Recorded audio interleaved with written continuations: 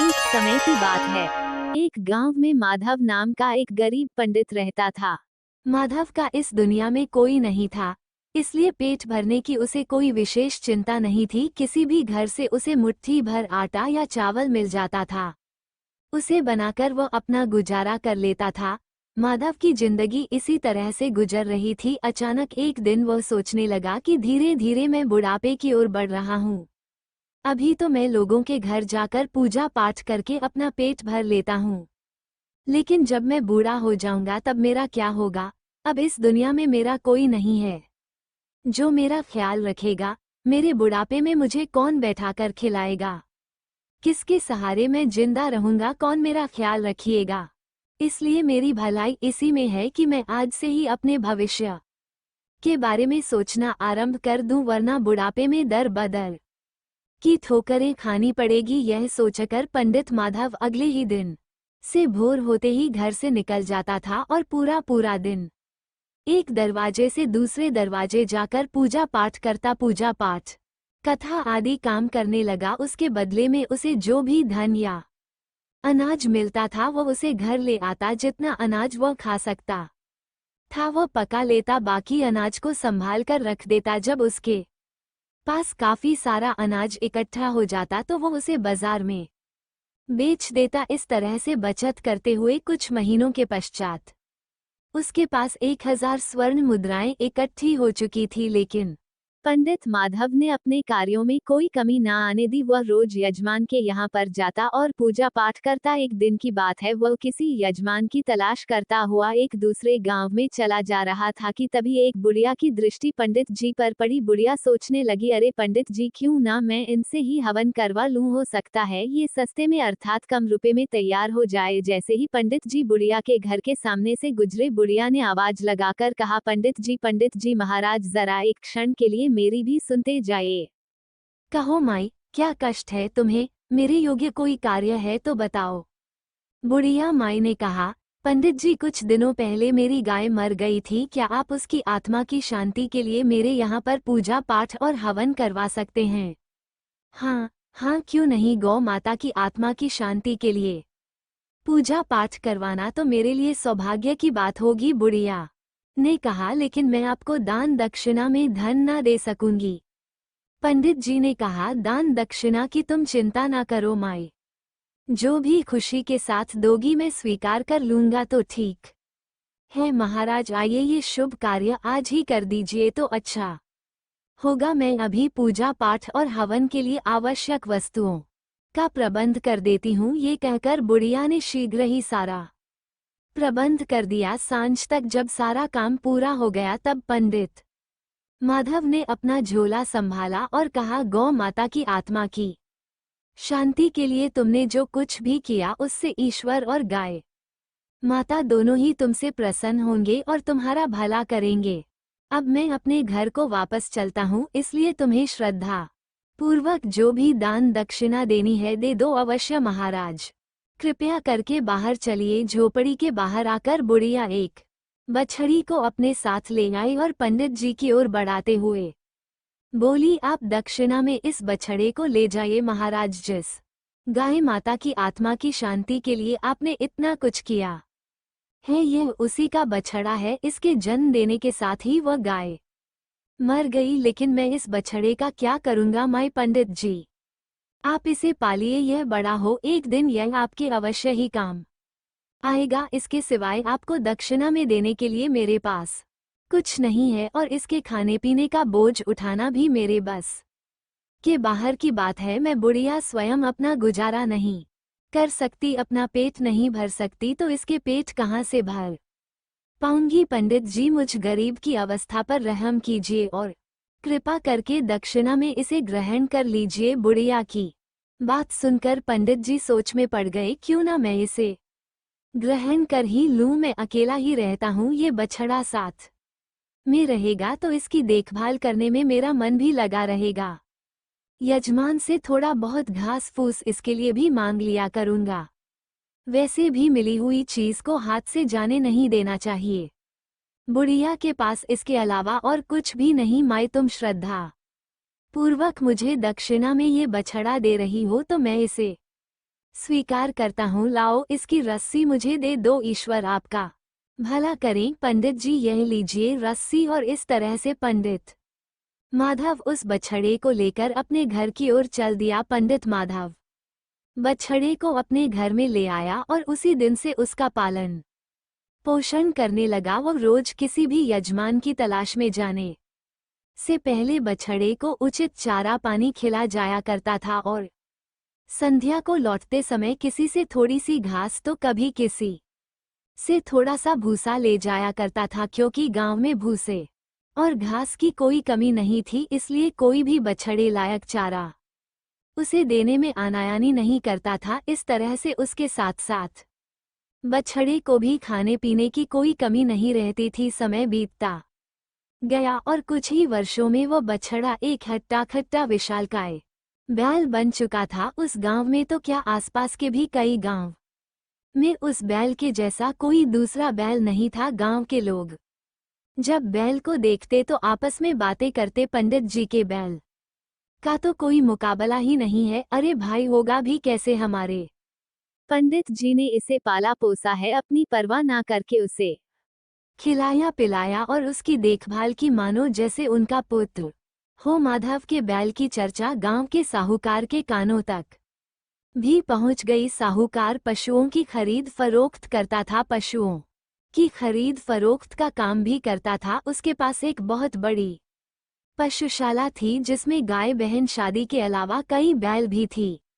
जब उसे पता लगा कि माधव के बैल जैसा पूरे गांव में तो गया पूरे राज्य में नहीं है, तो मन ही मन में उसने बैल को खरीदने का निश्चय कर लिया। वो माधव के पास पहुंचा और बैल को खरीदने की बात कही, परंतु माधव ने ये कहकर मना कर दिया कि वो बैल को अपना पुत्र मानता है तो बैल बिकाऊ नहीं है। व्यापारी सेठ ने बैल की ऊंची कीमत देने की बात कही, परंतु माधव पर इसका कोई असर ना पड़ा। व्यापारी सेठ मन ही मन इस बात से बड़ी ईर्ष्या करने लगा। सेठ तो वहां से चला गया, परंतु उसने ठान लिया था कि यदि माधव ने उसे बैल नहीं बेचा तो वह भी बैल को माधव के पास नहीं रहने देगा। वो माधव से बैल को अलग करने की योजना बनाने लगा।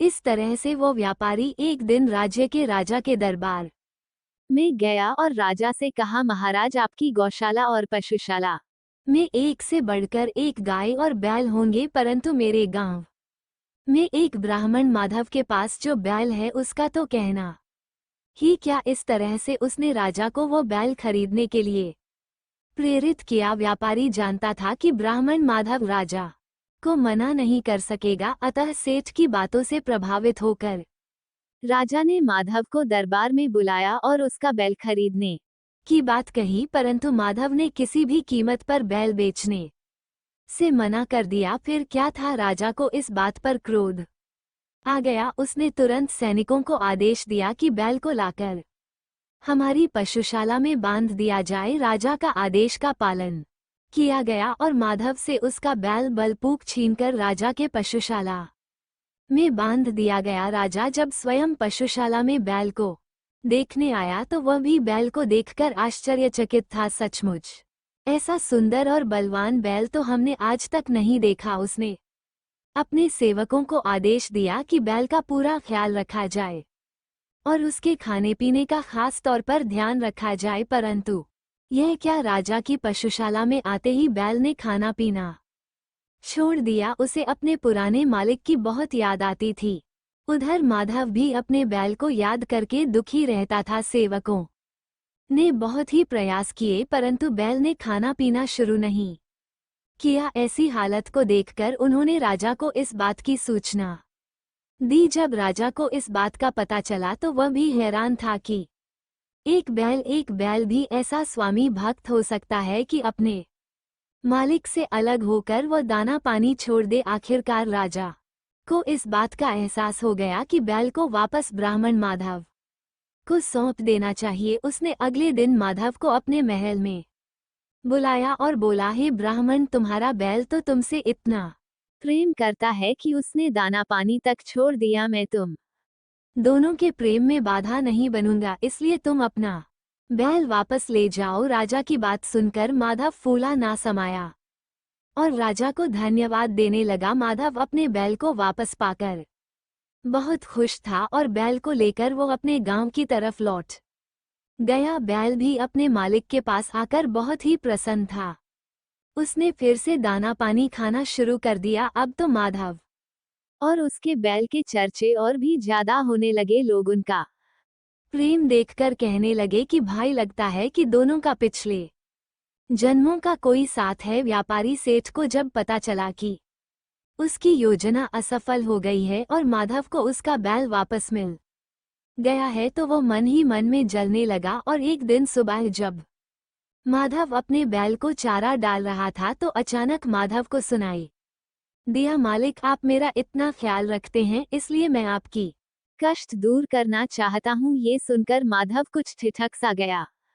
ये तो उसका बैल ही था जो मनुष्य की बोली बोल रहा था। बैल ने दोबारा कहा, हैरान मत हो मालिक, मैं कोई साधारण बैल नहीं हूँ, इसीलिए मनुष्य की बोली बोल सकता हूँ, लेकिन मेरी आवाज केवल आपको ही सुनाई देगी। अच्छा, तो तुम कौन हो? वो मैं आपको सही वक्त आने पर बताऊंगा। फिलहाल मैं आपको कष्टों को दूर करने का एक उपाय बताऊंगा। आप वही करें जो मैं कहूंगा, इससे आपकी धन की समस्या का हल हो जाएगा। फिर बैल धीरे धीरे माधव को कुछ समझाने लगा। सब कुछ समझाने के बाद माधव बोला, योजना तो तुम्हारी अच्छी है, परंतु कहीं ऐसा ना हो कि मैं इसमें खुद ही फंस जाऊं। आप विश्वास करें मालिक, मैंने कहा ना, मैं कोई साधारण बैल नहीं हूँ। ठीक है, मैं तुम्हारे कहे अनुसार ही काम करूंगा। अगले दिन माधव उस व्यापारी सेठ के पास पहुंचा और कहने लगा, सेठ जी, मेरा मन है कि मैं आपसे एक बैल खरीद लूं। फिर मेरे पास एक जोड़ी बैल हो जाए तो मैं कुछ खेती का काम भी कर लिया करूंगा। हाँ हाँ जरूर भाई, मेरे पास एक से बढ़कर एक बैल है। वह तो ठीक है सेठ जी, परंतु मेरे बैल के मुकाबले का बैल आपके पास नहीं है। मेरा बैल तो इतना ताकतवर है कि अनाज की बोरियों से भरी हुई 5 बैलगाड़ियों को अकेले ही खींच लेता है। भाई माधव, माना तुम्हारा बैल ताकतवर है, परंतु जितना तुम कह रहे हो वो असंभव है। अकेला बैल 5 लदी हुई बैलगाड़ियों को खींचना तो दूर हिला भी नहीं सकता। सेठ जी, मेरी बातों पर विश्वास ना हो तो शर्त लगा लो। बोलो, है मंजूर? सेठ मन ही मन में सोचने लगा, ये ब्राह्मण तो आज खुद ही कंगाल होने के लिए आ गया है, जो एक असंभव सी शर्त लगा रहा है।